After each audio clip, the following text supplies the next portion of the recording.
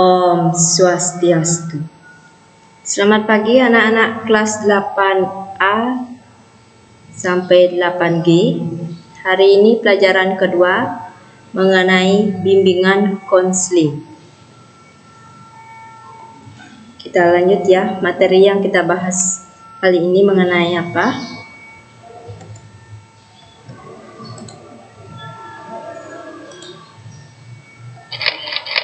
Ya, materi yang kita bahas hari ini adalah mengenai etika pergaulan dengan teman sebaya. Etika pergaulan dengan teman sebaya. Di sini ada definisinya ya. Definisi atau pengertian etika. Etika pergaulan yaitu sopan santun atau tata krama dalam pergaulan yang sesuai dengan situasi dan keadaan serta tidak melanggar norma-norma yang berlaku, baik norma agama, kesopanan, adat, hukum, dan lain-lainnya. Terus kita lanjut tentang apa itu etika. Etika adalah suatu sikap seperti sopan santun atau aturan lainnya yang mengatur hubungan antara kelompok manusia yang beradab dalam pergaulan. Ya.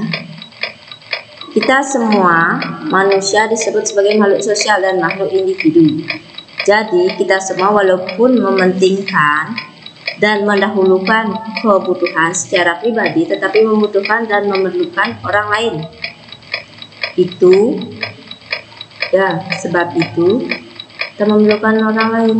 Kita tidak bisa hidup sendiri. Ya, pasti kita saling membutuhkan untuk mengantar tujuan yang kita butuhkan.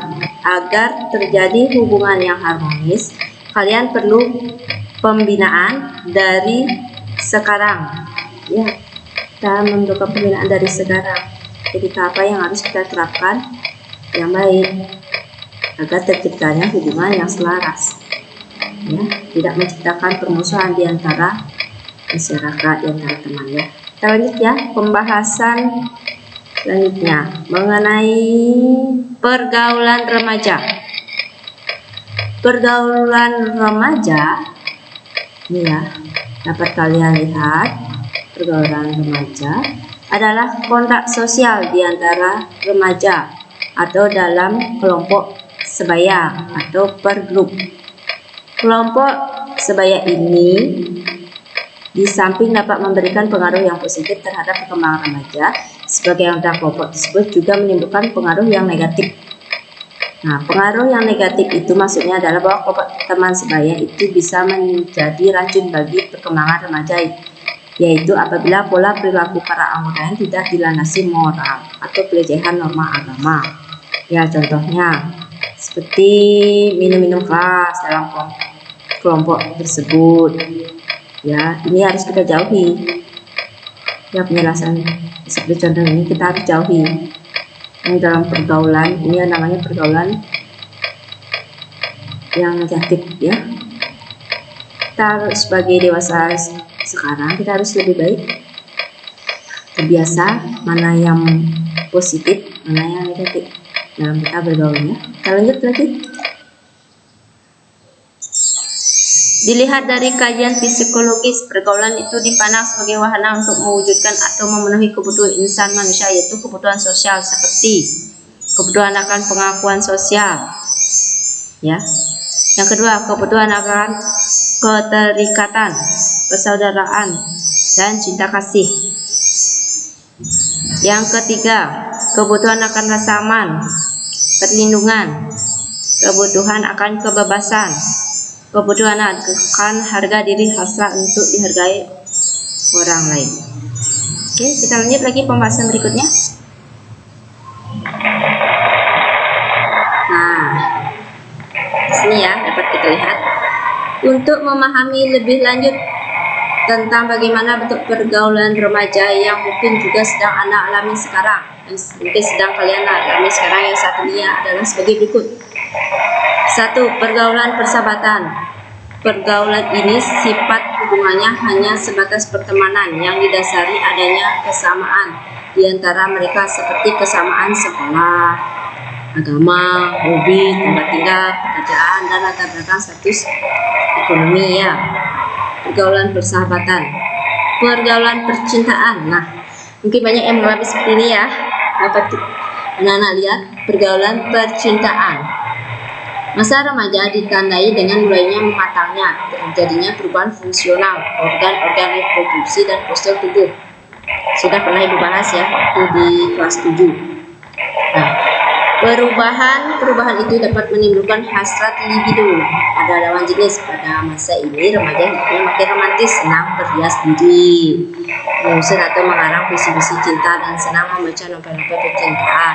Remaja mulai berminat atau menaruh perhatian lebih dalam untuk bergaul lebih akrab dengan lawan jenis. Adanya kalian ketertarikan ya dengan lawan jenis. Nah, keinginan remaja untuk menjalin cinta kasih dengan lawan jenis merupakan fitrah manusia yang tidak mungkin dihilangkan. Itu lumrah. Sah-sah saja kalau kalian menyukai dengan si A, si B lawan jenis ya. Persoalannya adalah bagaimana agar dalam penyaluran fitrah cinta itu tidak melanggar norma agama dan adat istiadat ya. Intinya kalian kalau misalnya sudah punya pacaran, kalian harus bisa mengikuti seperti norma dan adat istiadat yang ada. Apalagi umur kalian masih tahap masa remaja yang ingin mencari teman ya. Oke, kita lanjut lagi. Cari teman yang sebanyak-banyaknya ya.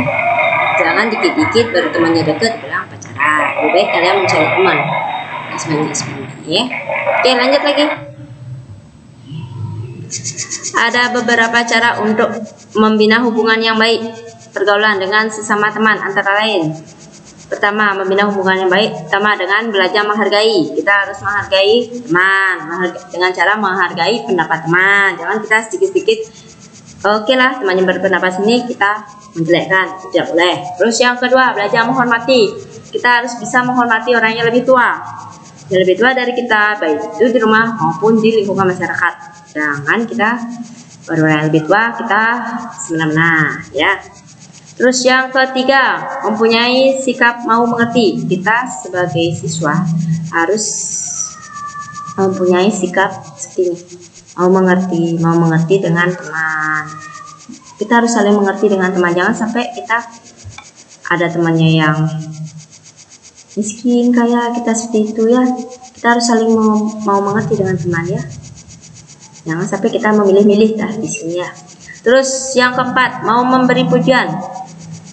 Memberi pujian itu hendaknya kita berikan kepada teman kita yang mendapatkan atau penghargaan dari hasil kerja kerasnya dia sendiri.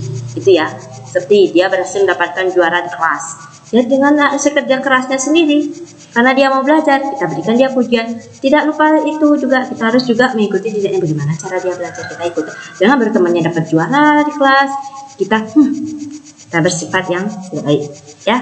Terus kita lanjut lagi, tidak bercanda keterlaluan. Nah, inilah seringnya. Ini yang sering terjadi di lingkungan kita ya. Tidak bercanda keterlaluan itu sangat penting kita terapkan dalam membina hubungan baik dengan teman. Sebab kayak kemarin-kemarin ya, ada yang bercanda, mau niatnya bercanda tapi keterlaluan sampai memukul, itu salah. Ya, niatnya seperti itu kita hindari. Jangan sampai kita maunya niat bercanda tapi kita kebablasan ya.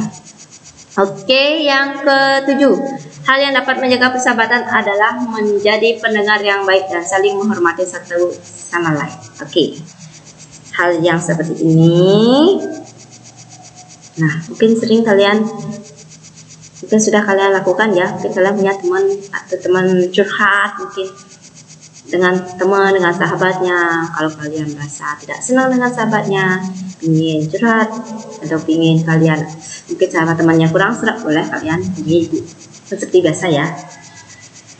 Oke, yang ke-8, jangan pernah mengkhianati kepercayaan sahabat kita. Nah inilah, kalau kita sudah punya teman, sahabat, janganlah hendaknya kita melakukan hal seperti ini. Sebab kan ada sering, kalau semakin kita berbuat baik, maka semakin banyak kita mempunyai teman dan sahabat yang selalu mendukung kita. Oke, kita lanjut lagi.